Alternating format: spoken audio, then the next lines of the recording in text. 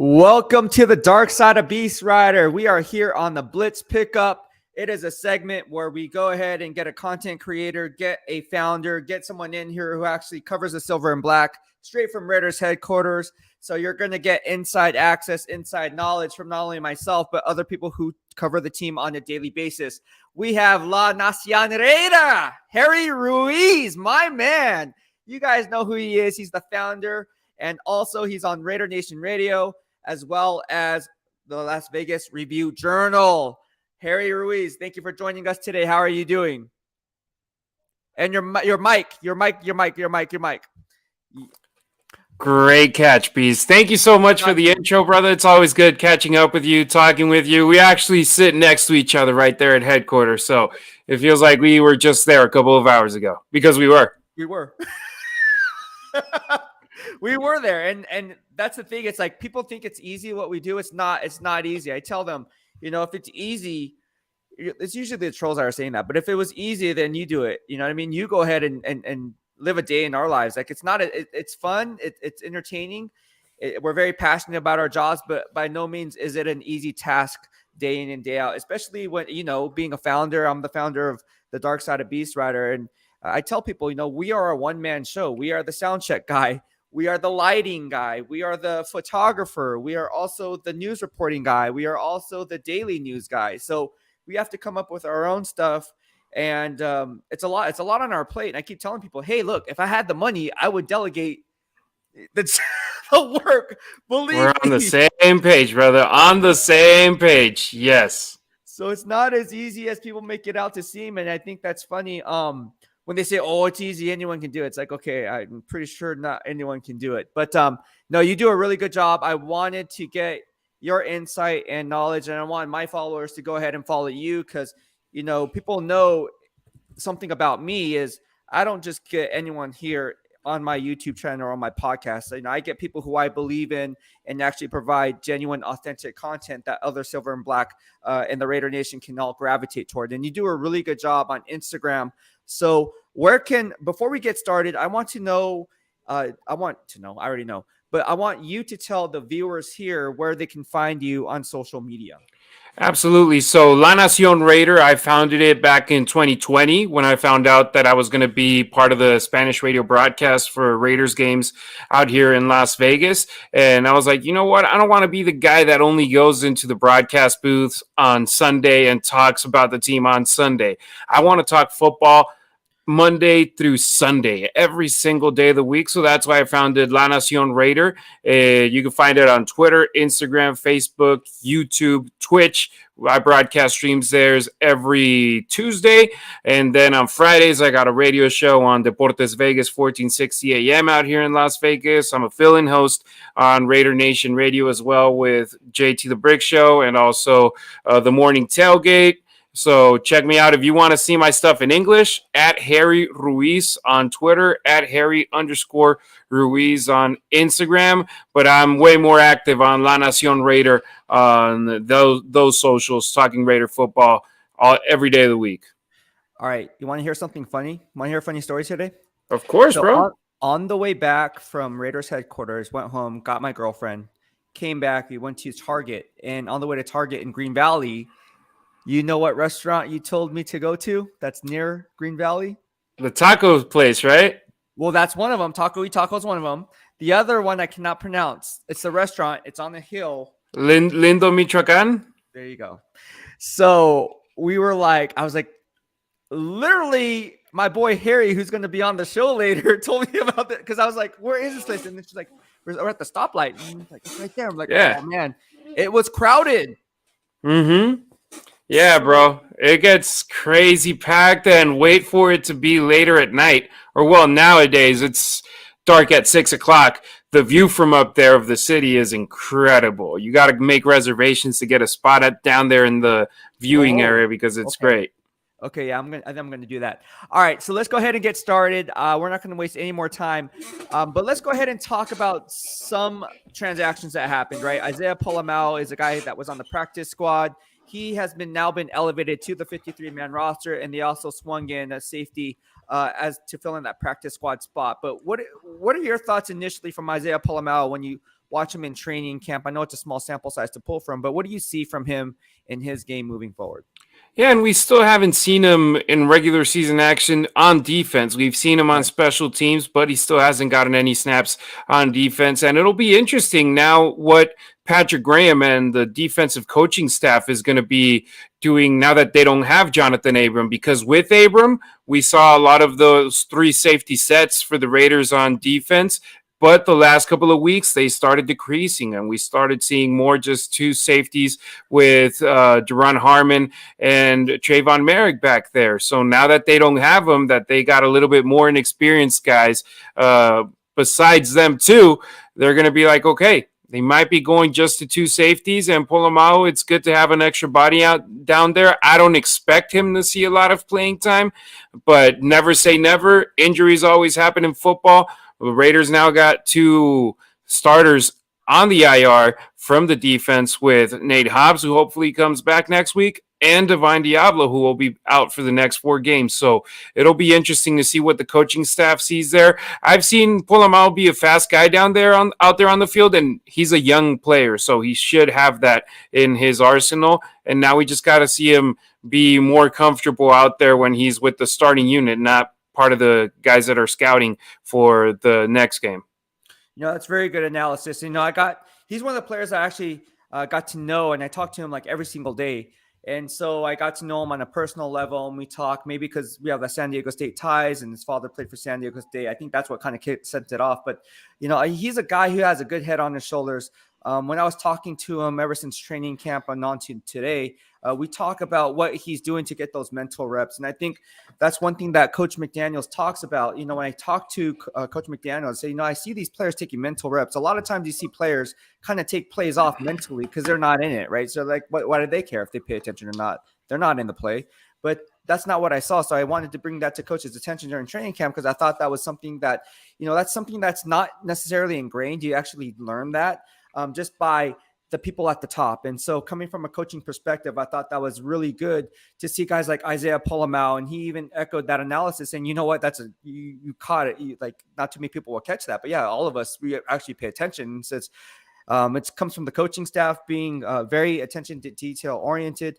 Now, at the end of the day, I will say this, and it's kind of going off topic here, but at the end of the day, they have to muster these wins. And in order, I talked about it yesterday with GM Dave Ziegler, if they're not mustering wins, you have to find out what you have on your current roster so you can formulate the draft. And not only the draft, but the undrafted rookie free agents, because those guys are usually the diamonds in the rough that you find of value. And the guys who actually do that and go through that process, and not the 6th, 7th rounds, but after these guys are undrafted, because a lot of teams are fighting for those same players. So there's a lot of legwork that needs to be had. And if you don't know your current roster, like with the Neil Farrell or like with the Matthew Butler or some of these rookies that are coming out, then how do you know how to formulate your game plan going into the offseason if you don't give these guys live reps in a bleak season, right? So I hate to say it, but it is a bleak season. I think we can all agree that the Raiders probably will not make the playoffs. I hope they do, because when they do well, I do well. And in all likelihood, I want to see these guys succeed. It's not throwing shade. It's just being 100. And I always keep it 100 in here. So moving on, let's talk about, I don't know if you saw the comments, or I posted a video on Inside the NFL, in my estimation, the best NFL show out there. Brandon Marshall posted a comment, on Inside the NFL, and he was saying how Josh McDaniels is the opposite of leadership. And so I thought, I'm going to post this up. One, because he put it out there, but to me, this is not throwing shade at Brandon Marshall, and I respect him. I think he's a great analyst, but from me being there on a day-to-day basis and talking to these players, and let's be honest about it, they're not going to give you anything that they wouldn't otherwise give you, that you would feed on the media. But at the end of the day, I got to know some of these guys, and they wouldn't give me flack either. So when you talk to these guys and you see what they're doing on the field, and this is just my opinion, I said that the coaching staff is top-notch. I think everyone from the top down is doing a great job, and coaches coach, players play. In my grading system, for instance, against the who they just played. Gosh, I'm drawing a blank. Jags. There you go. They had 19 missed tackles and run fit integrity, right, in my grading system. So is that on the coaches or is that on the players? Because at the end of the day, they teach and preach tackling every single day in practice because we're there. What do you see from this coaching staff, and do you think it's a fair assessment from Brandon Marshall saying that Coach McDaniels doesn't know how to lead? And if you allow me to bring up something that Devontae Adams said today, that right after the game, he said that there were a lot of missed opportunities by the team, but that after he watched the game, obviously on his tablet or on his screen, wherever, when he saw the game from his eyes on a screen, he said there were even more opportunities that the team let go by, and that the players weren't able to capitalize on them. That's on the players.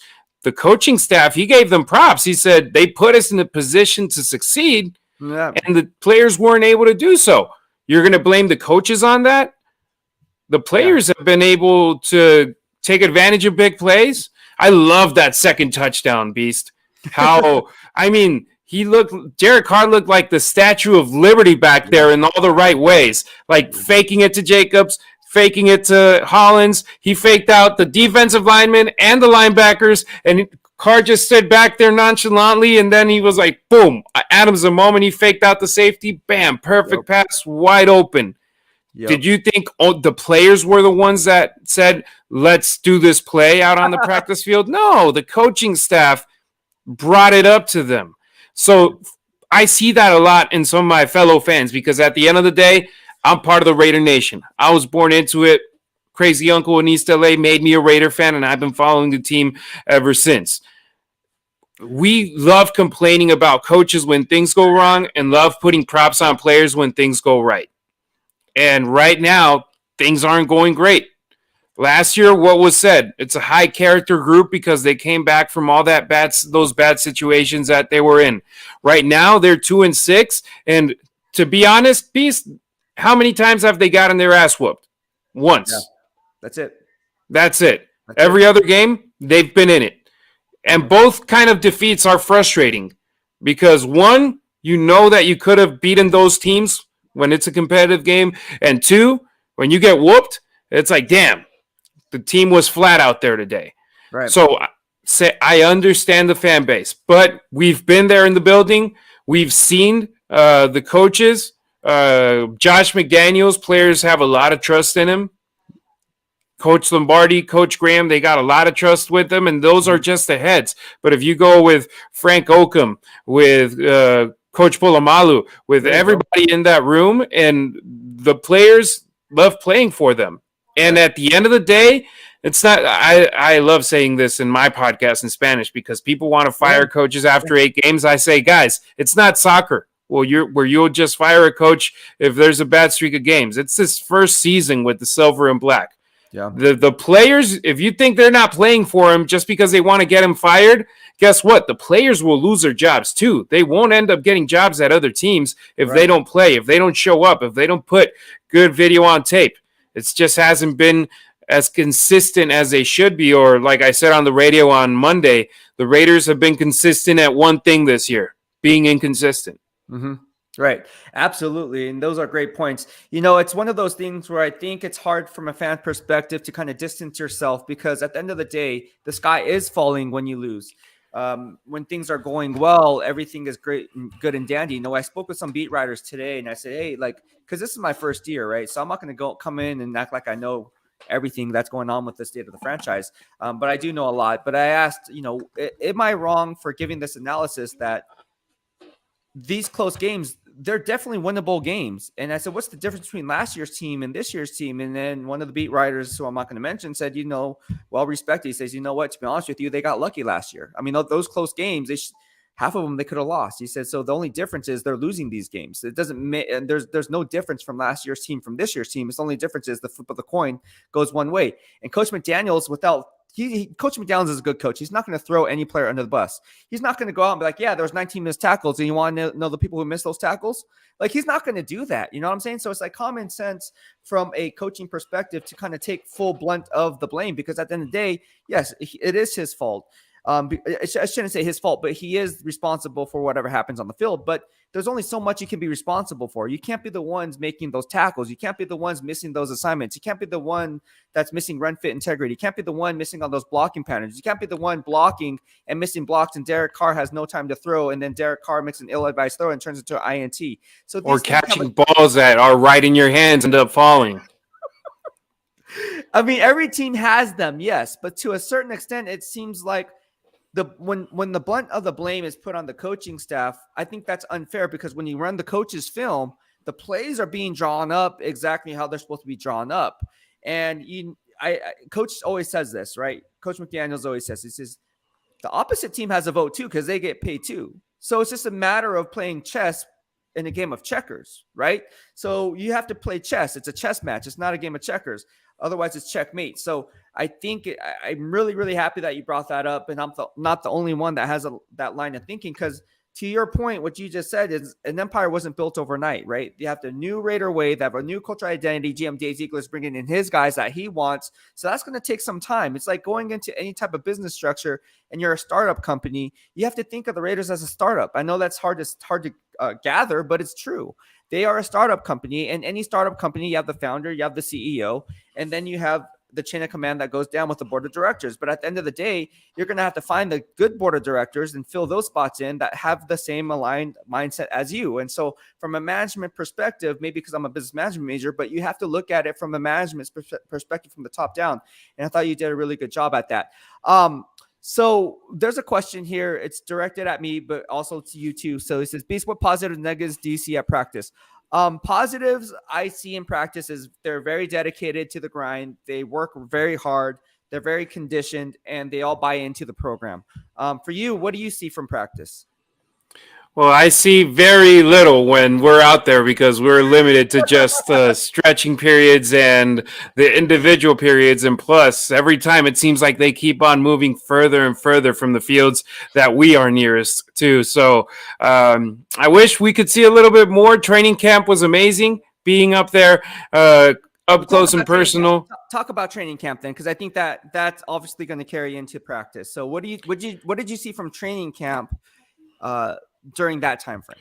Yeah, no, training camp, I loved what I saw from Max Crosby, because we were able to see everything from stretching periods all the way to the end of practice. And that guy has a gas tank that doesn't run out, and he keeps going and going and going. And every single play, he gives it his all. And I hope that becomes contagious, because there are parts of those practices where you're like, he's going to end up getting tired here or there, right? And no, Crosby kept on going. And obviously, when we see those periods that were on the field, I'm with my camera recording videos all around practice of every different unit, so I can't focus like simply on one player or one unit for all of those 15 minutes, 10 minutes of good video that we can get besides stretching. It's tough to be able to make analysis there now that we are told 30 minutes, Beast. I don't know if they're 30 minutes or not, but those stretching periods, we get the same photo and video every single time, and then we try to get something else in those other individual periods, and then we go over to the press area and just chill and wait and do our thing and record videos and start writing articles while we wait for press access. But yeah, it's tough. That's what people don't know. We're moving and doing a lot of different things out there when we're out there in headquarters. It's like you said, it's not an easy job, and we're just fortunate to have the access we do one way or another. I know I get my foot in the door because I'm part of the Spanish radio broadcast, but then I start spreading my wings and be like, all right, I'm there because of the broadcast. Let's do content for social media. Let's gather interviews for whenever I'm on the radio on Fridays on Spanish, and translate on weekdays too in English, and do a little bit of most. It's hard to your follower that asked us, what can we gather from practice? But like you said, pay attention. Guys are always doing their thing and focused and getting the grind in, man. People think that they're just laying down and on and around. You see those schedules. Right. When we walk into the locker room, schedule is filled up from first thing in the morning to last thing in the afternoon. Yeah, team captain meetings in the morning. You have the rookies that report. You have to eat at a certain time. Everything is formulated in a way where there's a purpose and there's a why behind the reasoning, right? And why these things are being taught and preached. And it's to take care of your body for longevity purposes. You know, me being a bodybuilder, I can kind of see where they're going with it. And I think the Raiders do a really good job at that. And I give them props for it. You know, one thing that you can notice I'm not a bodybuilder, right, folks on social? What I was really impressed with, and it often goes unnoticed, maybe because, you know, and again, I coached, is you want to see how guys do things when you're not looking, when they're not paying attention. And stretching period is one of those things. Every time I look at the stretching period, I see who's actively trying to stretch out their hamstring, their quads, you know, loosen up their hip flexors, whatever the case may be, the calves, whatever, right? Upper body. So when you see players not take plays off, I'm not talking about plays individually on the football field. I'm talking about stretching period. That's a huge indicator of whether or not you're going to be active on game days or not. And the reason I say that is because it's to prevent injuries. If you don't stretch before working out, if you don't stretch before you go on these runs and do your conditioning, you're going to have these soft tissue injuries. And so that's why you see some of these teams have soft. Trust me, I've been under some coaching staffs where I've seen it, and people are asking me what's going on. Well, I'm just going to go and say, hey, look, these guys aren't taking stretching seriously. Like they're going. That's a great observation. And so you can't do that. So that's one of the things that I really key on from a strength and conditioning aspect of it. All right, so we're going to go ahead and move on. Let's talk about Derek Carr. Gosh, I feel like the Raider Nation's kind of falling off the Derek Carr bandwagon here. What are you hearing and what are you seeing and what do you think is going to happen this time next year? Is Derek Carr going to be on this Raiders roster? I can tell you what I personally think, and I think that he's still in a process where he has to show what he could do. He's still got 9 games ahead of himself the rest of the way, and the coaching staff, there's been good moments, there's been bad moments for Derek Carr, the same way there's been good moments and bad moments for the rest of the team right now. One thing's for certain, in my opinion, you go away from Derek Carr and it's a coin flip. You might end up finding somebody that actually is better than Derek Carr, or you might end up finding yourself in the situation where you were at between Rich Gannon and Derek Carr, which was quarterback purgatory, where folks like me celebrated when Jason Campbell was the quarterback because the team ended up with an 8-8 season, or when Carson Palmer was a quarterback and the team ended up undefeated in the division and so close to making the playoffs that year if they had won in week 17. It's the difficult situation right now for the Raiders, and the only people that could know if Carr is continuing or not, or where it's leaning towards, are Dave Ziegler and Josh McDaniels. So they're the guys with the keys to this car, no pun intended. And at the end of the day, they're the ones that will make the final decision if Derek Carr stays or not for the Raiders. I'm telling you, in my opinion, I was around watching a lot of Raider teams that were with 3 wins, with 4 wins, and consistently a top 10 draft pick. I don't want the team to go back to that. At the same time, I don't know if Derek Carr is the guy that's going to take the Raiders to the Super Bowl, which is the ultimate goal. So it's a big catch-22 right there. What do you want? You want to risk it, or you want to continue in that comfort zone where you know you got a quarterback that's not that's a pretty much almost top 10 quarterback, or do you want to go to the uncertain? Right. No, that's a very good. And again, you hit it on the nail. For me, he kind of reminds me of a Jimmy Garoppolo. And I mean that not in a bad way. I mean that it is what it is. Look, Jimmy Garoppolo is a guy who can take you to the Super Bowl, but can he win you the Super Bowl? Can he help you win? And then we go into the game management aspect. Is Derek Carr a game manager? And is being a game manager necessarily bad? Look, Trent Dilfer was a game manager and they won a Super Bowl. So I don't care if you're a game manager. I just want to win football games. But at the end of the sorry to interrupt you, Beast, but Garoppolo in San Francisco, that defense they got out there, they're ballers. Well, they're amazing. Trent Dilfer in Baltimore, that defense he had, ballers. Defense the Raiders have right now, they got one baller, Max Crosby. No, exactly. So, but to my point is Derek Carr a top 10 quarterback? You know what I mean? Like, because that's what we're looking at. We're not asking him to be a top 5, top 8 quarterback. Is he a top 10, top 15 quarterback? I would think he'd be in that tier 2 type of a group. And that's not a knock on Derek Carr. I like Derek Carr. I think you can win with Derek Carr. But at the end of the day, what I see from Derek Carr's game, I see some type of a game man. Not saying, and game manager is not someone that's saying that he can't win you football games. I'm not saying that. You can go 13-5 or whatever the case may be, have a deep playoff run. Was it 14-3? You can be a game manager and win those types of games. What I'm just trying to say is he needs a strong supporting cast. And to your point, what you just said is you mentioned the defense. The defense is horrible. I mean, let's just face it. The defense is not very good as a whole. Now there's bits and pieces to it, but again, all you have is Max Crosby. I mean, that's really all you have in terms of having all pro talent or even Pro Bowl talent. You do have guys like Amik Robertson who I like. I do like Anthony Averett. I do like Duron Harmon. I think he's a safety that you have to bring in for the foreseeable future because he brings a great locker room guy, team captain, but also can bring an on-field presence. I think you can make the case that Duron Harmon is the best secondary player so far this season. And so when you look at the nucleus of the players that they have and what you're going to look for the foreseeable future in 2023, GM Dave Ziegler's job is to go ahead and if he's going to talk about building the best 53, is it worth it to maybe, if you have a top 5 pick or a top 10 pick, draft a guy like Bryce Young?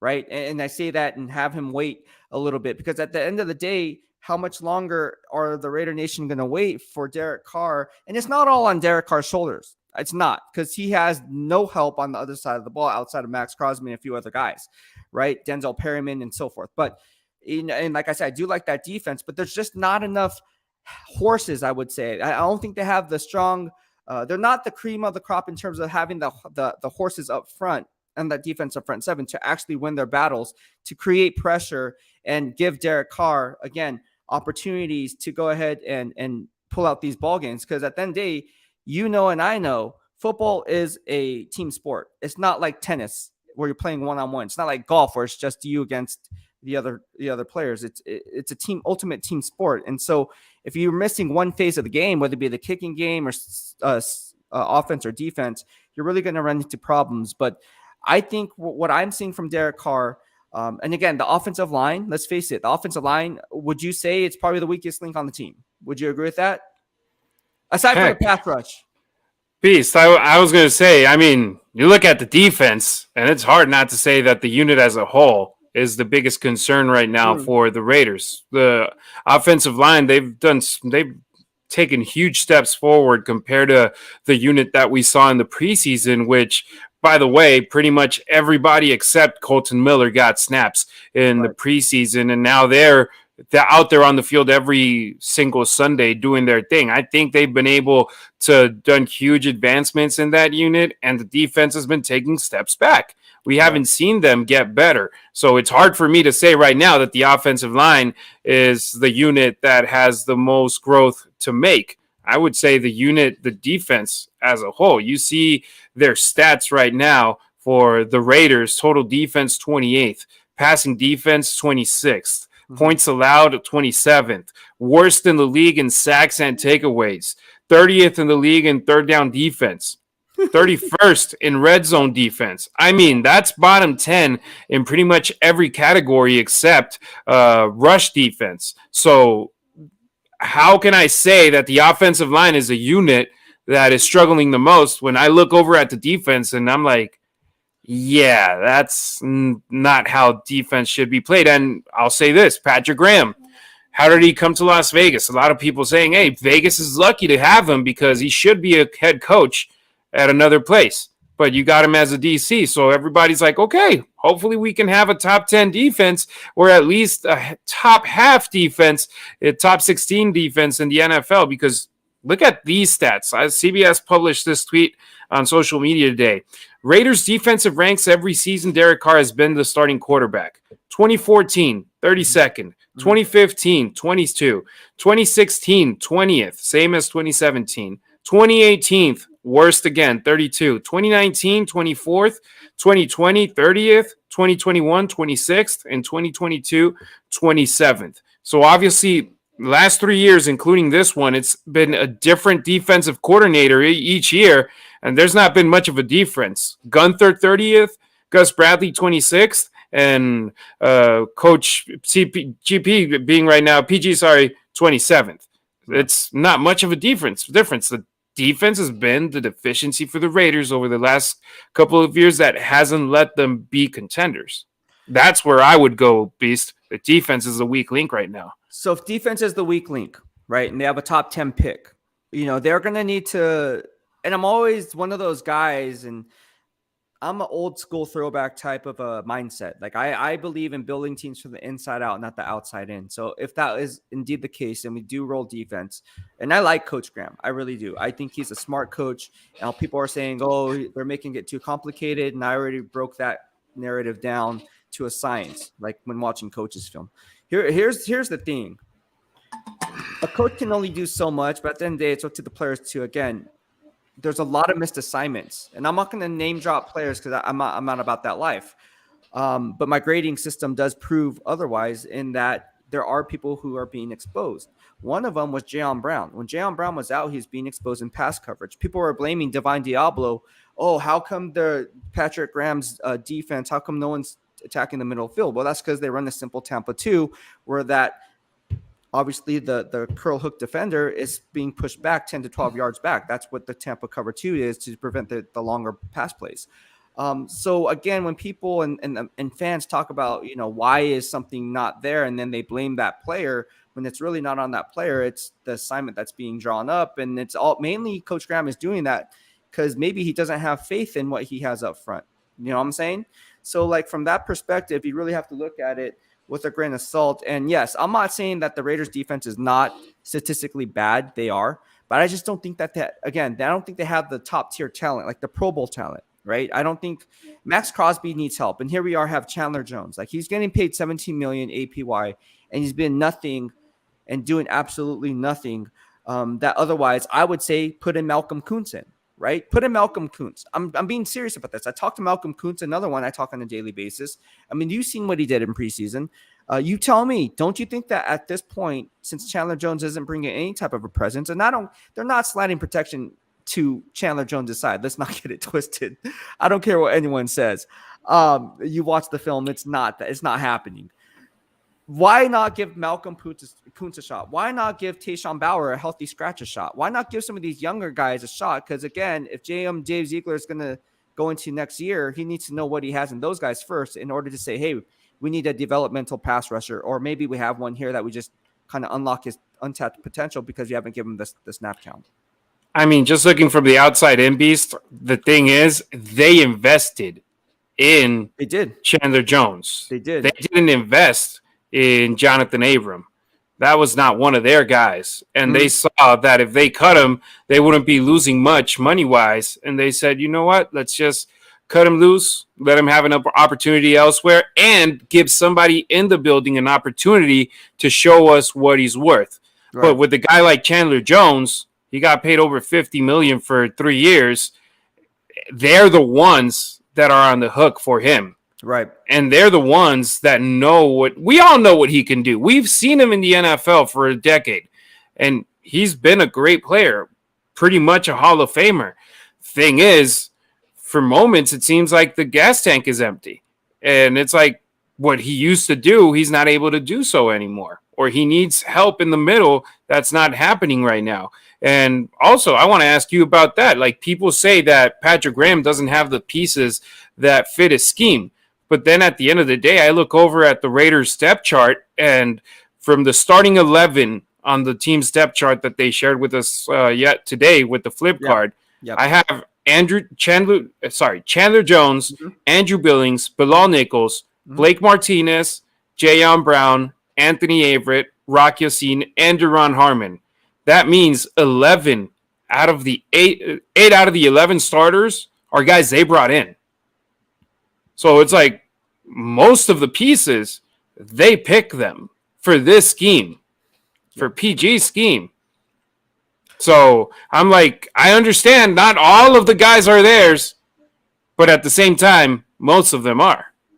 Yeah, and I think, look, one of the things that I think you went into the season was if you go and double down on those gains and look at the draft, they gave up a first and a 2. So they were kind of running behind the 8 ball in terms of not having that draft capital. So you saw really GM Dave Ziegler, he struck two trades with the Minnesota Vikings to kind of get some of that draft capital back and also leverage those draft picks in order to move up and get a guy like, let's say, Neil Farrell, right? Giving up 2 5s for a 4. So you can kind of see the line of thinking that GM Dave Ziegler is trying to formulate. Here's the problem, and not too many people talk about this. It's not a matter of players on a roster that you bring in as quote unquote starters. It's the depth behind those players. Because like you said earlier, injuries happen. So other guys have to step up. And what are we seeing? We're seeing a lot of these cornerbacks getting brought up. Nikhil Roby-Coleman, Sidney Jones recently, right? They got rid of Tyreek Javelin Guidry. Javelin Guidry, right? There's another one. So, I mean, we can go down the list of the cornerbacks that they're trying to bring in. And one must think to themselves, hey, these guys were talented players, but what does that say about your faith in the players that they already have on the roster, right? Why not go after a defensive tackle who can be a 3-tech and actually push from the interior? Why not get, because if you look at the 16-player practice squad, name one player on there that can rush from the interior as a 3 technique. I can't name one. And that's not taking anything away from the players that are on that roster. I'm just saying we haven't seen it yet. And that's not their fault because they're not the ones making the call. But we only see a sample size to pull from, like you said, during practice. At the end of the day, I think they need Pro Bowl talent, not just having depth, not just having good depth. And I think this offseason, you're going to see a lot of movers and shakers. And I think some big names who are on the roster might get moved in order to kind of help out that defense. Because where was all the focal point of the money going towards? Slot machine Hunter Renfrow, Darren Waller, Derek Carr, right? Devontae. So there you go. Devontae Adams. So that's 4 guys. And then you look on the flip side of that, Max Crosby, Chandler Jones. That's it. Am I leaving anyone out? No, and I'll say something. The draft is where you usually try to get those studs at a cheaper price. Yep. You do have to give up a lot of signing bonus for the early guys. But then later in the draft, Max Crosby, the first 3 years of his career, the Raiders were pretty much playing with house money, having him on the field. But they made the right decision this year of giving him that big contract. And after the first 8 games, it seems like he's outplaying the contract already, and it still hasn't been a full season. So now you got to find those guys, and you're hoping that Matthew Butler and Neil Farrell, now that Jonathan Hankins is gone and they got playing time this past weekend in Jacksonville, it keeps increasing and they can become guys that collaborate in this defense, not only right now, but in the future. Right. And so, I think if we're going to look at it for what it really is, to put things in perspective, right? Because look, I'm not here to bash the Raider Nation and I'm not about that life, about the good vibes only, but I do keep it 100. I like the mindset of the players. I do like the cultural identity of what GM Dave Ziegler and Coach McDaniels are doing. I like that continuity of what they're trying to instill. Ultimately, like I said, it comes down to the horses. They just don't have those premium horses. They only have one Max Crosby. Everything you're saying is true, is 100% true in fact. Like when you game plan for the Las Vegas Raiders, who are you focused on? Max Crosby. In fact, when we go and we get these player interviews, now that I'm thinking about it, Josh Jacobs always highlights guys with the star because he knows those guys are going to have to be accounted for in every single snap. Coach McDaniels talks about in his pressers, right? There's always those guys with the star, whether it be Jeffrey Simmons, Chris Jones, whether it be Budda Baker, Derwin James, right? You have to star these guys, Joey Bosa. So if all you have to star is one player on one team, so what? Do you really have to star him? Because how many times is he going to get home anyways, right? What's the rate of him getting home anyways or having an impact when you can just slide protection to that one side? And that's where I think Max Crosby is getting all this pressure. And people are asking me, he's not earning his contract. It's like, you're not watching the film because he's getting double teamed and he's still making plays at or near or resetting the line of scrimmage. So for you to go ahead and have that analysis because he's not reckoning up the sacks, you're doing yourself a disservice. You have to watch the game film on a snap-by-snap basis. So There are people that all they do is watch the final box score and determine if a player play well just watching the box score, and that can't be. You got to watch the whole game. And heck, Beast, I'll tell you this: after the Texans game, there was a fan that was pissed off at me because he said I was being too negative during the game. I'm like, bro, didn't you just see the Raiders entered the last quarter, fourth quarter, down on the score? If it weren't for a 21-point outburst and the defense having a 3-and-out and a pick six, this would have been a closer game. He was like, hey, we were never down by 2 scores. We shut them out in 2 quarters and this and that. I'm like, bro, if you watch that game, if Carr doesn't hit Hollins towards the end of the first half for the TD, they would have gone into the halftime break down by 7 or down by 4. Yeah. And then you go into the second half with the Texans getting the kickoff. They could have been down by 2 scores in a heartbeat. Fortunately, it didn't happen and the Raiders won. Right. I'm like, if you're saying I sounded negative, it's like, well, guess what? Because the things on the field didn't look that positive in the first 3 quarters. Everything was perfect in the fourth quarter, but that doesn't mean that that changes everything in the first 3 quarters. And then you go into the final 2 games against New Orleans and Jacksonville, and you're like, so? You're going to complain now? Or you all right? So there's people who just watch box scores, read box scores, and think that reflects the whole game, and it's not the case. Crosby, he has 3 games with no sacks or 2 games with no sacks, and but you look at the plays, the tackles for loss, the batted passes, the times that he stuffs the running backs on 3rd and 1, 4th and 1, and he's always there. His effort is always there. He's always giving his all on the field. If there's one guy that you can't complain about on the field this year, it's Max Crosby. Yeah, everyone internally from the building. I'm not talking about the coaches. I'm not talking players. I'm talking about employees, right? They all tell me Max Crosby, Max Crosby, Max Crosby, Max Crosby, Max Crosby, Max Crosby, Max Crosby. And yes, media. He always gives us great quotes, and he does it with a smile on his face. Yeah, Max Crosby is the real deal. He's a true professional both on and off the football field. All right, so let's go ahead and talk about, we talked about the offensive line a little bit, talked about the edge rushing, the defense, Coach Graham, talked about Derek Carr, talked about Chandler Jones. I want to get your final thoughts on this, and bear with me for a second, but what are your thoughts as the season comes to a close? Because we're going to enter the second half of the season, and I'm kind of putting you here on the spot, and you don't have to answer if you don't want to, but what do you see this team going? Like, what do you see this record being at the end of the year?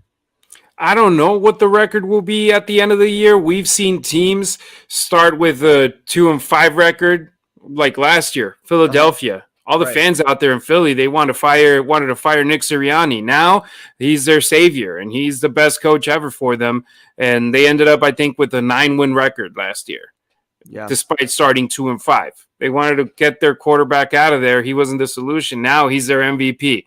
Now you see their jerseys all over the place. Right. I've seen the Raiders closer to winning games than closer to getting their butts kicked in a consistent manner. So if they're able to flip the switch offensively, and unfortunately right now it seems this offense needs 30 to 35 points a game to win, because if you don't get 30 to 35, I don't know if the defense can stop the opposition. If the offense can just flip the switch, and I don't know if that means Darren Waller coming back, or I don't know if it's just, all right, Adams ain't open, go for Renfro. Renfro ain't open, go for Hollins. Running game, find the correct way to balance it all out in the correct moments. I don't know what it looks like, but I can't give you a prediction of how many games they're going to win. I can just tell you that, in my opinion, they're closer to winning those games than to losing them in a terrible fashion. Like, what is it? 1 loss against the Saints by multiple possessions, and all the other defeats, all the other 5 defeats were by 1 possession, with the team getting the ball at the end of the game with the opportunity of tying or winning the game. So I'm thinking they're going to be better in the second half. Unfortunately, better would mean win 3 out of the last 9. I don't think it's only going to be 3, but I think they'll do better than that. It's funny. I'm one of those people that, like, I'm not afraid. I'll freaking come on, cuz I'll put something out there. I don't care. Who's gonna demonetize you, bro? Come on, Beast. I almost dropped the F-bomb. Almost. I don't give a thing. But you know me, you know me. You know me, you know me. Get your money. Leave the super chats and the super stickers. People come and leave a like on the video for Beast. I think this team can actually go on a run. I firmly believe that. And that's not me being on my hype train, man. I really believe in this coaching staff. I really believe that they're going to get this thing right.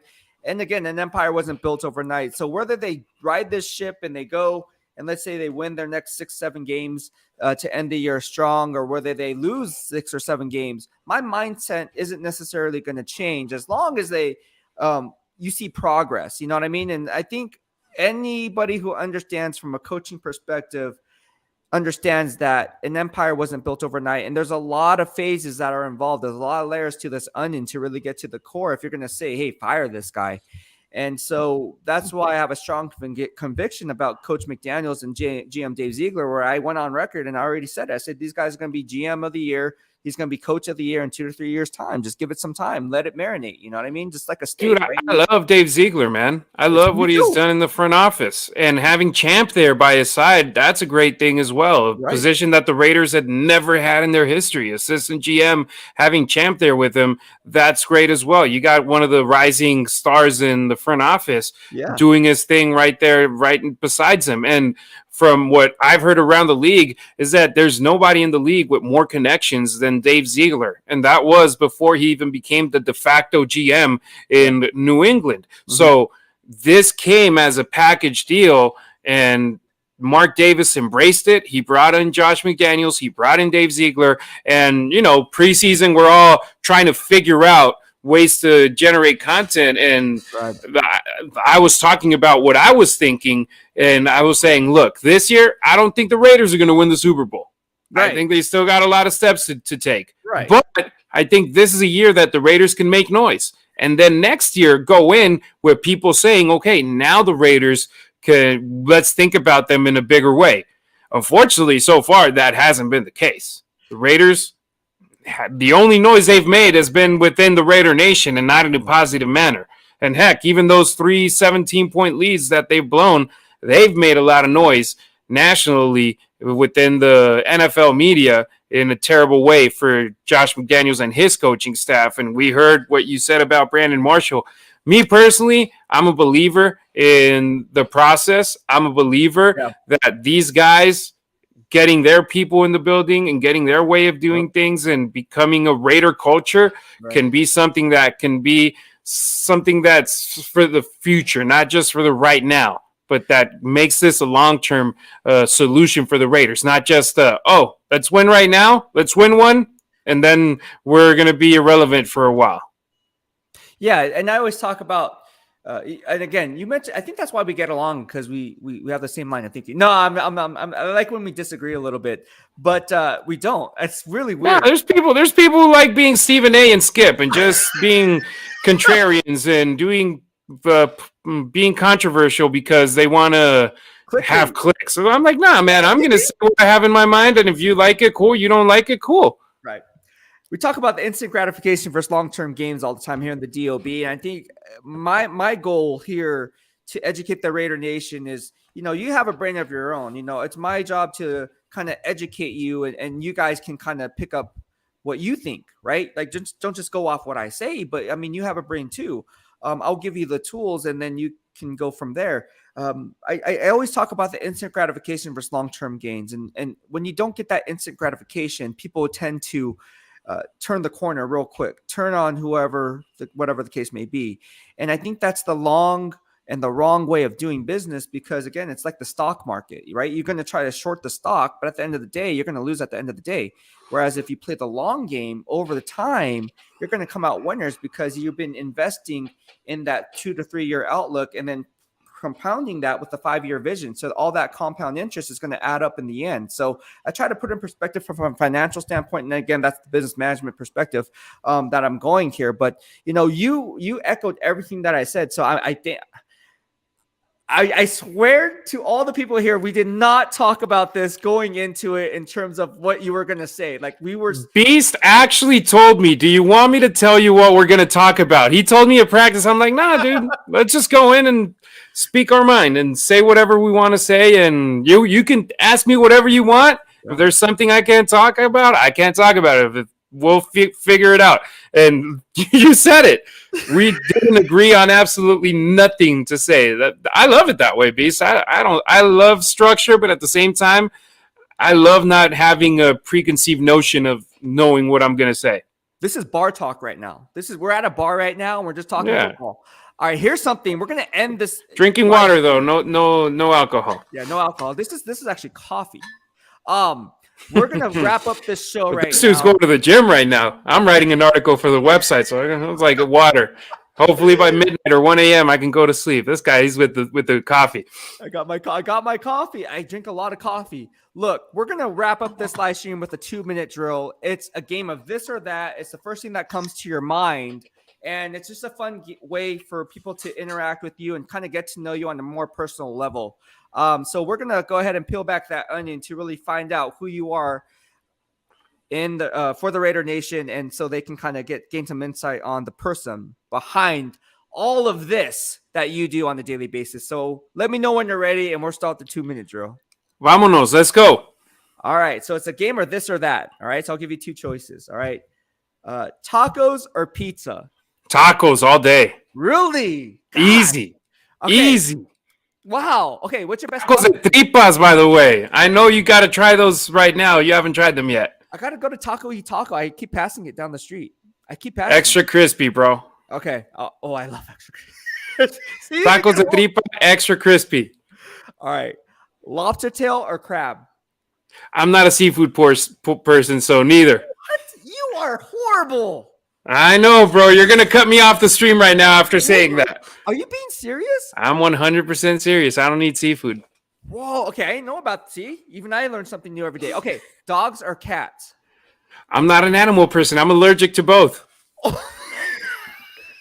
Actually, I've been going for a family situation over to Cali with my sister, and she has a small dog. I hate the dog because every time he comes by, my eyes start shutting down, my throat starts getting crazy, and I'm like, get the damn dog away from me because I'm starting to act up. I didn't know that.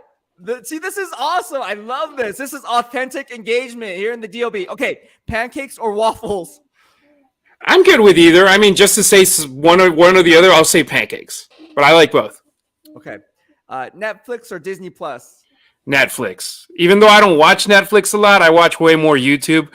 I'll say Netflix because I'm not a Disney person. All right. Apple or Android? Android all day. Even though I can't get a blue check mark because it only works for iOS right now, Twitter Blue, I'm an Android guy all day. I got 2 phones, both of them Android. All right. Here's a good one, right? Bo Jackson or Eric Dickerson? I gotta go Bo. I mean, Raiders, bro. It's a hard one when you say Bo or Marcus, but when you say... I was going to say that. That was on my list, but I wanted to go a little bit extra. I mean, I think for me, it's harder Bo or Marcus, and I would have to go Marcus because of the Super Bowl. Ooh! Okay, I should have stuck with that. Okay, here's another one. Tim Brown or Charles Woodson? Let's just do this. Oh, you're killing me, Beast.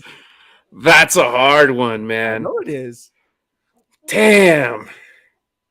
I mean, he's Mr. Raider, bro.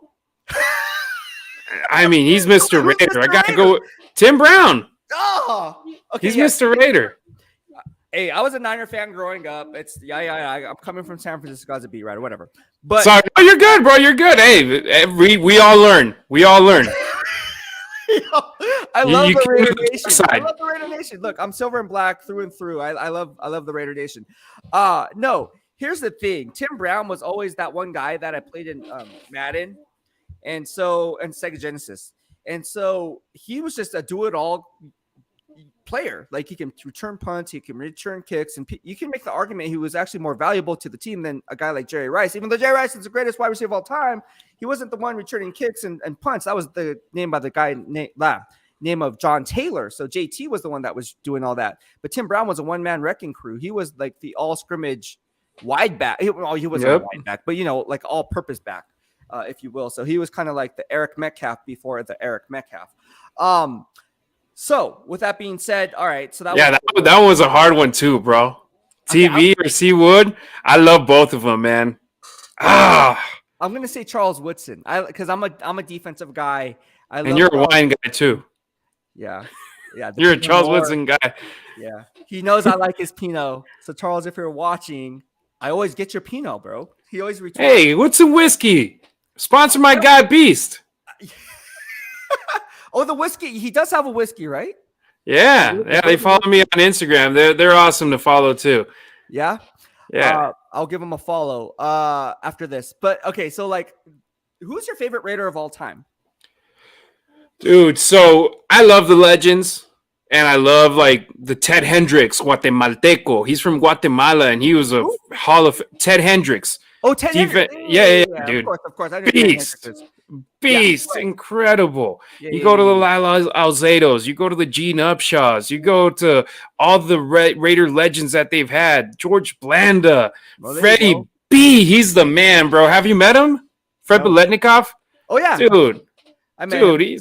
He's incredible, and I've been super blessed that him and his wife Angela, they've opened me with welcome arms since I've met him, and they've invited me to their Crab Fest that's coming up in December. By the way, I'm sorry, I'm gonna give the commercial. It's out here in Las Vegas the weekend of the Patriots game, Sunday Night Football. If it doesn't get flexed, the Friday night before that Sunday game in the Paris Hotel and Casino, dude, I met the Mad Bomber there. Daryl LaMonica, rest in peace. I met so many legends that day because they invited me to that event.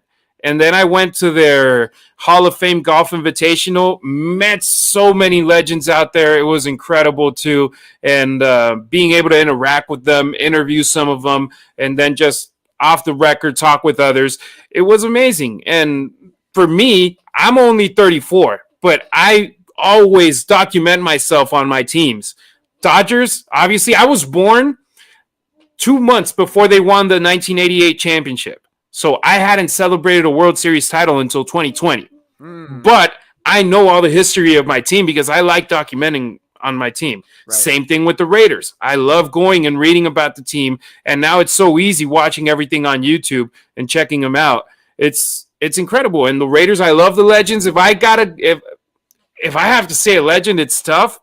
I'll say the player that was on the field when I started going to games after I moved back from Mexico, Darren McFadden had something, bro, that he was like, he was incredible on the field when I would go to games. Okay. He would kill it every single time. I bought his jersey back in the day when it was Reebok jerseys, like the player jersey. Oh, you're talking about the early night. You're talking about 1998, 1997 to. No, this 2010s. Wait, what? Reebok had jerseys. They were in 2010. Yeah, I think Nike took over like in 2012 or 2013. They did, because I remember. Okay, here you want to know. Which, by the way, the Reebok hats were awesome. The jerseys were awesome. The gear was awesome, and Nike, it hasn't been the same, man. Yes, I agree with you 100%. You know how I know this? Because here's something that no one knows. Jerry Rice. Okay, at Levi Stadium, Jerry Rice had his poster up, and this is when Levi Stadium wasn't opened yet. And so I'm panning around the stadium. They're giving us, the beat writers, this exclusive tour. And I'm looking at him like, wait, why? Because you can see the Reebok emblem, right, on the shoulder. I was like, wait, why do they have that there? That they can't, because Nike took over 2012, right? So this is 2014. And I was saying to myself, I was like, wait, I don't think they can keep that up because Nike, so guess what happened? You pointed it out and they took it down? They took it down. Damn. And then somebody's like, how did you know that? I was like, man, I'm like Coach McDaniels, attention to detail, man. The fine details, like your face mask is a little bit off. No, that's kind of like stockish. But no, you know what I'm talking about though. Like I caught it and I was just like, because you can kind of see it, you know what I mean? And then you can point out a Nike jersey from a Reebok jersey right away, right? Oh, in a heartbeat, dude. In a heartbeat. These Nike jerseys, fortunately, I'm not sponsored by Nike and I don't get hooked up with Nike gear. So I can say I'll buy tons of Nike sneakers. I like their sneakers, but their gear in the NFL is not good. New Era, their hats aren't good in the NFL. They're all generic. They all just post the same. Like, I love this hat. New Era in baseball, they're good. I don't know if the NFL tells them you got to do the same style for everybody, just change the colors, which I hate. And Mitchell and Ness, they got good hats. They got license for hats. They do some good gear for the Raiders. Like, I'll go to the Raider image and a hat will catch my eye here and there.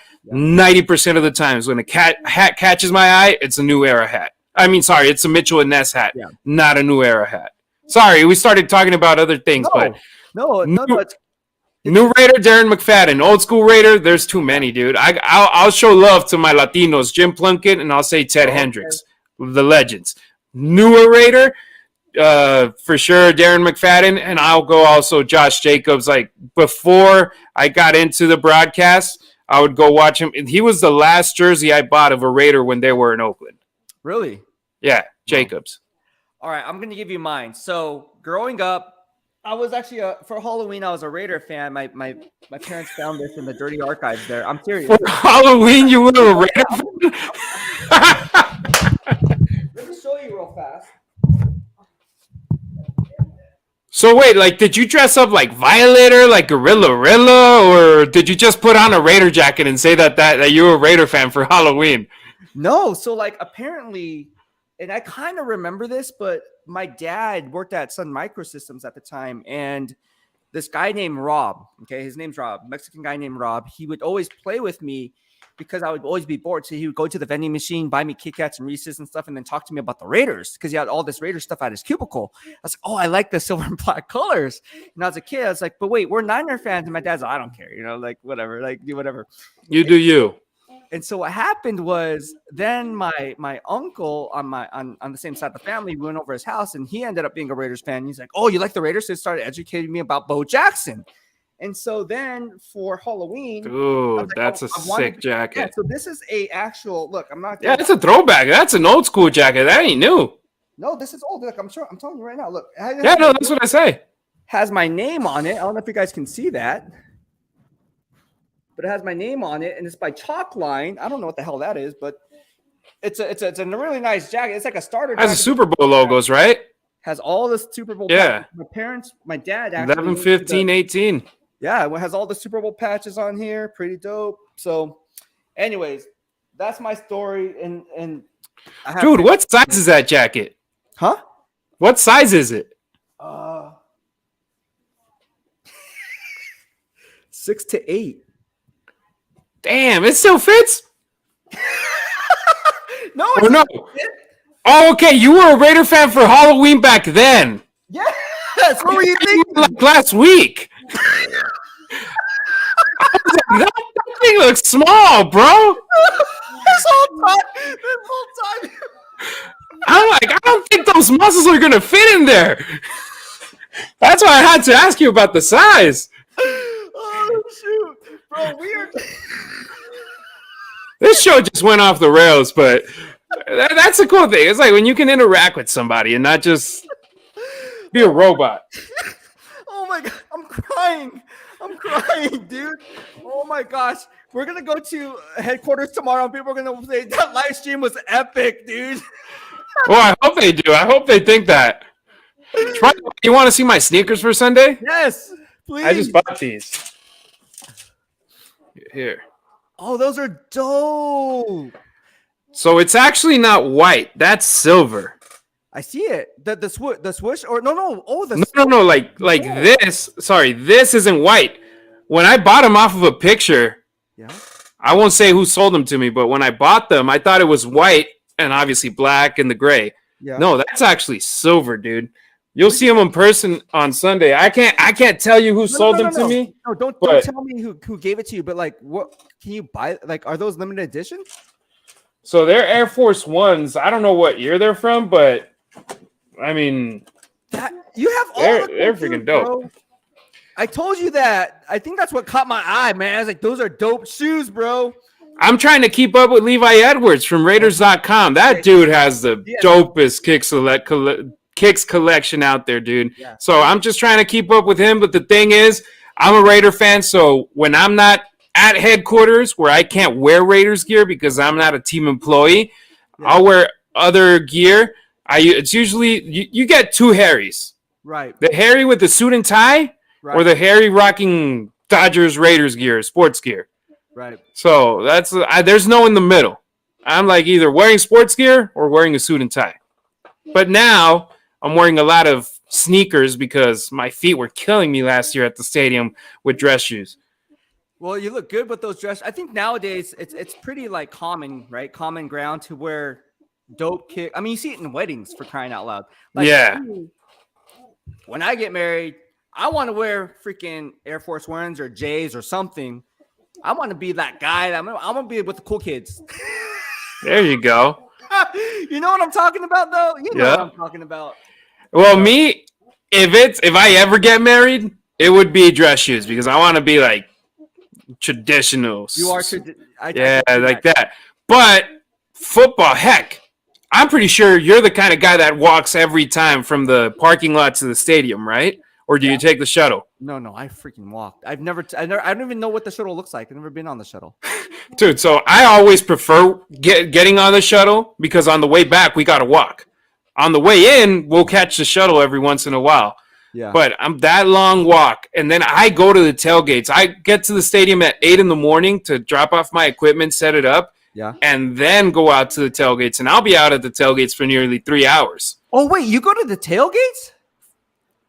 I was about to say the F word. Of course. F yes. I want to swing the tailgates. Are you going this week? You're going this weekend, obviously, right? Every game I'm out there, dude. Even though it's going to be freaking cold out there, I'm going to be out there at the tailgates. Dude, did you see me run back to the office? That was so cold. From the practice squad? From the practice field? I didn't see you run. Bro, I was like, I'm out of here. I was all the way in the back trying to figure out what the yellow jersey that 28 had meant. Oh, did you figure that out? No. So shout out Will Kiss, the PR top honcho for the Raiders. We didn't figure it out, but the yellow jersey with number 28 was actually Britton Brown. So we started speculating, including Will, that it might be like the scouting running back. So Britton Brown might be trying to be Jonathan Taylor when they're scouting out there on the field in the periods that we can watch. That's very true. Well, but it's going to be hard to emulate Jonathan Taylor. That dude is on a different level, bro. No, you should probably put Denzel Perryman on the scout team. That would be more comparable because he's right, the same kind of body. Yeah. But bro, this Colts team, I know that they're in disarray and in chaos and everything. They got great pieces. I got to meet a lot of them during the Pro Bowl last year. Yeah. And it was nuts, dude. They were all super nice. I met DeForest Buckner. I met Shaq Leonard, Jonathan Taylor. I met they were the team with the most Pro Bowlers, and I think I met almost all of them, and they were super dope. They were super nice. I mean, they got on my nice side, but I recognize talent, and those dudes, they're talented, bro. Yeah. And yeah, that follower that posted something about Devontae Adams and his kicks, he's so on spot. Here he is. SVT is always on the show, man. Thank you so much. He said Adams has the best cleats. He does have dope cleats, though. Dude, at practice, he's got fire every single day. So that's flag, bro. That's from the Bay, bro. We know what's up. But I'll say this: we stand in the locker room a lot while we're waiting for the guys you walk a lot. I do walk. You walk a lot and you socialize with a lot of the guys. I usually like have a list of guys that I want to ask them certain things for sound bites for my radio show. Yeah. So I'm like sitting still or standing still waiting for somebody either in the middle by the defensive side or the offensive side. I'm just waiting there. Yeah. So Sean Reed from The Athletic, shout out to him. He went up to Devontae Adams asking him if he was going to get ready for a Jordan drop, and he's like, bro, I get those kicks 2 to 3 months before they come out to the public. Wear them a couple of times, and then when they come out to the public, I don't wear them no more. Devontae was saying. What does he do with them? I didn't ask him. I was just listening to a conversation I wasn't even in. Damn. But I'm like, hey, dude, he's a Jordan athlete. Yeah. He's sponsored by Jordan. So, I mean, those guys, we pay. They get paid to rock those. But the cool thing is they don't only get sneakers, they get cleats that are like ones with cleats. And it's super dope, man. Those guys, that's a life, man. That's why I want to get on their level and become an announcer that people are like, damn, and then they pay me to wear their stuff. Well, why don't you think that's going to happen? It's going to happen. No, that's what I'm saying. I'm working on it. I hope so someday. We told you we're gonna work on the sponsorships, man. We're gonna get these sponsorships going, and we're gonna freaking live the good Sheesh, if you watch this show, all the tacos we want, dude. On Taco Tuesdays, going to live stream has Taco Tuesdays, bro. Right. I was like, head over to Taco and broadcast while we eat. So I do, if you allow me to say it, I do my Friday show on a different. Whatever, you can talk whatever you want, dude. It's my show. Whatever. Fridays, I do my live show La Nacion on Deportes Vegas, 1460 a.m. at a different Buffalo Wild Wings location all over town. Mm-hmm. I've only eaten twice while there, and I've done a conscious decision of being like, I'm not eating at every show, because if I do, I'm going to end up weighing 300 pounds by the end of the season. No, tell them the real reason. Tell them the real reason why you don't eat wings. Well, for starters, I'm doing the show by myself, so I can't be with the microphone in my mouth and the wings in my hand, pulling them in. I do have commercial breaks that I can munch here and there, but at the same time, Beast, I'm not like you, a beast in the gym. So I got to take care of what I eat some way, somehow. Dude, I don't know how you can eat something and then, it's you'd kind of be like force feeding yourself, like a food contest, without being psychologically in a food contest. You would be in a food contest because every 30 seconds you have to eat and then take a break for 4 minutes and then go back and eat for 30 seconds. And I couldn't do that. Hey, anyway. Shout out to SVT Vasquez. He's like, I wish I could have picked up tacos earlier. Now I'm hungry. So Taco, damn, they're not sponsors, but Taco, check them out. Dude, let's get sponsored. You know what we should do? And this is serious. No, I'm being serious right now. The worst thing they could say is no. Me, I like when people say no. I do. Look, I was in sales for the longest time as an insurance broker. I had my own agency. Look, I like when people say no. You know why? Because you're one closer to someone saying yes. I love it. I love when they turn me down. I am the most like, if we want me to be your wingman and get turned down, I love it. Like, yes, no, and then yes, like, oh, we got a yes. All right, here we go. So no, seriously, we should go out, and we talked about this. Let's go out and talk to some of these mom and pop shops, because I think there's a lot of opportunity out here. I see it. I know you know about it. So let's go out and do it. And for those who don't know, me and Harry Ruiz, we're going to be working on a podcast together, and hopefully good things will come out of it. So hopefully you guys like this show. Harry, thank you so much for joining us today. I know the longest 2-minute drill ever. You know what? We had 10 timeouts. Luckily, we had 10. We didn't use any of the first half. We kind of doubled down on the NBA timeouts as well, so we got 7 back. So we're good to go. Always a pleasure, Beast. That's a cool thing when you're talking with a friend, with someone that you like hanging out with. Time goes by and you don't even notice. It's always about good vibes only. But thank you so much, Harry Ruiz. You can find him on Twitter at Harry Ruiz. Harry, where else can they find you on social media, on Instagram, TikTok? Let them know where they can find you. I am also going to post this on my YouTube community page probably tonight. Well, yeah, probably later tonight. And then so everyone can find you. But where can they find you right now if they wanted to go and search you up? So Twitter at Harry Ruiz. On Instagram, Harry_Ruiz. TikTok, it's _Harry Ruiz. I just posted a TikTok I did at Formula One this past Saturday, which was pretty dope. And then La Nacion Raider, please follow La Nacion Raider everywhere. Twitter, Instagram, Facebook, YouTube, Twitch. I barely was able to get over 1,000 subscribers on YouTube, so now I can monetize it like you, Beast. So follow me there. Even if you don't speak Spanish, help a brother out getting some follows out there. All right, now go ahead and post all this on your social media. Harry, also, if you have anything else that you want me to promote, any shows or anything that's coming up, I'm more than happy to do that. Thank you, brother. Don't be a stranger. I mean, it's all about good vibes only here. And, you know, the way I see things is we can build each other up and we can grow with each other. There's enough on the pie to where we can get a big slice of that pie and everyone can have enough to feed at the table. So I'm on. Oh, heck yeah, dude. And also it's always good to have good relationships with everybody. I know there's some media people that like just keeping to themselves. Yeah. I'm the opposite. I'm Mexican. I like saying, if I go somewhere, I'll say hello to everybody that's there. I'll fist bump everybody, even if it's 20 people. There's people that just arrive and don't even say hello and just sit down and talk. Hey, all power to them. That's the way they like doing things. I like having relationships with everybody and being a good person with everybody.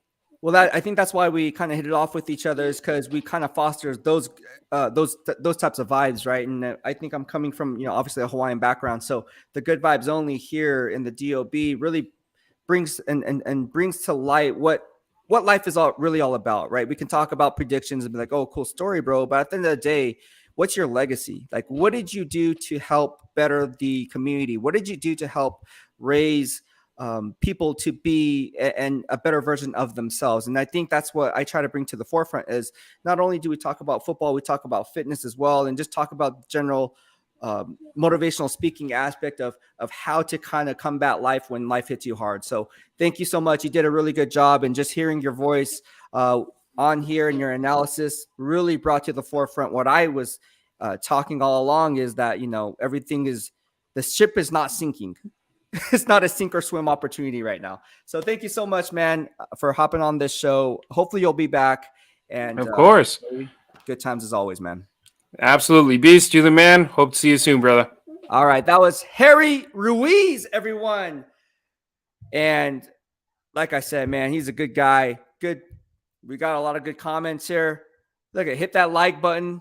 We have Keeping It Real, Beast all around. Ask about that. Coons, Crosby, Farrell, Bauer, front four, and plug in CJ55 at OLB. See, we all like pie now. Now we're talking about pies, man. Now we're talking about pies. Keeping It Real says that 2-minute drill was like that Kyler Murray 2-point conversion. Wow. Okay, it's not too soon. It's definitely not too soon. That was eternity, that 2-point conversion. I mean, he was running with his head chopped off, and then he had time to sew it back on and then scramble around. And I'm joking a little bit, but no, that seemed like an eternity, that play. How can we forget it? Let's try to forget it. That was one hell of a play by Kyler Murray, who doesn't watch and study game film. And why should he when he just does things like that? I'm joking, but he needs to watch some game film. Anyways, I hope you guys had a lot of fun on this live stream. If you did, please hit the like button. And again, share this on all your social media platforms. That will do me a real solid, because at the end of the day, I'm trying to grow the DOB family here. And you guys are part of the family for subscribing and watching the channel. So please do me a solid and share this on Facebook, share this on Twitter, share this on your Instagram, and create the link on your Instagram stories, whatever the case may be, because it does help me a lot. And truly want to grow this. And if this is going to continue being my 9 to 5, we have to grow just like any business. So if you guys like what I have to provide, please share the video, and that way it will hit the algorithm to YouTube to have it as a recommended video, and other Raider Nation will be able to see what we have to offer here in the DOB. So thank you everyone for tuning in. We're about 1 hour and 21 minutes in. I hope you guys liked Harry Ruiz. I'm going to post all his social media content up on the community page. And like I said, at the end of the day, man, the ship is not sinking. I love GM Dave Ziegler. I love Josh McDaniels. I love all the coaches that are there. I think they're doing a very good job. I like the players that are there and love the players that are there. So I think they're doing a good job. Ultimately, at the end of the day, I'll be 100% transparent about this. They just need better players in terms of having all pro and Pro Bowl talent. They just don't have enough on the defensive side of the football. So with that being said, that's where I kind of see this team going and moving in that direction as GM Dave Ziegler formulates his game plan for 2023. Thank you everyone for tuning in. I had a lot of fun on this live stream.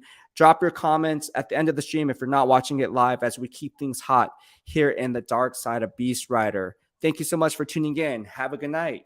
BEASTwriter out.